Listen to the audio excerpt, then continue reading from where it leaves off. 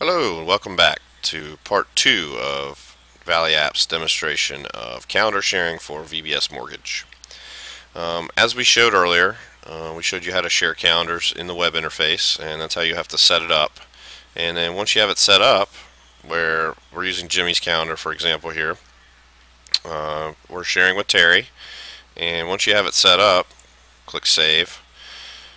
Basically, Terry in her Outlook can go into, she opens up in Mail generally, and then move over to her calendars, and she'll see a list of my calendars here. She has 4 of her own, including contacts, birthdays, and U.S. holidays. And here at the bottom, you'll see Jimmy's calendar, JDR at vbsmortgage.com. All she has to do is click on this right here, and it shows Jimmy's calendar over here on the right pane, right next to hers. Now there is a way for her to overlay this onto her calendar.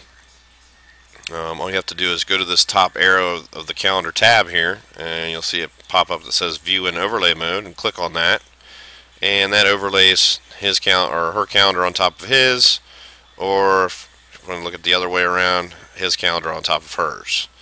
And you can see right here that his events are in green and Terry's events are in blue. Okay. Now, if Jimmy were to create an event, say at Monday at noon, and he would do this in his Outlook, but I'm going to do it from the web interface today since I can only open up one Outlook at a time. We'll just say test meeting. And we've got all the time set up there, and we'll describe it as a test meeting, and we'll save that. And Jimmy has a meeting from 12 to 1 tomorrow. Now it might take a little bit of time for it to show up in his calendar here, since the calendar sync takes about 15 minutes, 10 or 15 minutes. Sometimes it happens a little faster, depending on your internet speeds and things like that. And so you'll see that this meeting shows up at 12 o'clock on Jimmy's calendar that's shared with Terry. And if she looks on her calendar, she can see that this test meeting is set up there. She can open up this event, look at the details, test meeting. It's in Jimmy's folder. It says down here at the bottom left corner what the time is, things like that.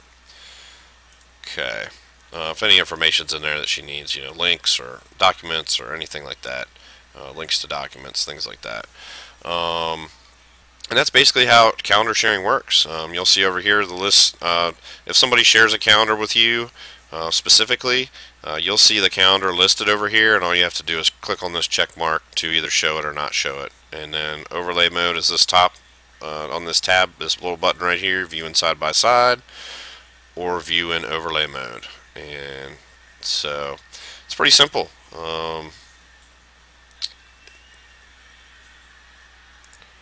And like I said before, it's a great way for you guys to share information with each other inside the office.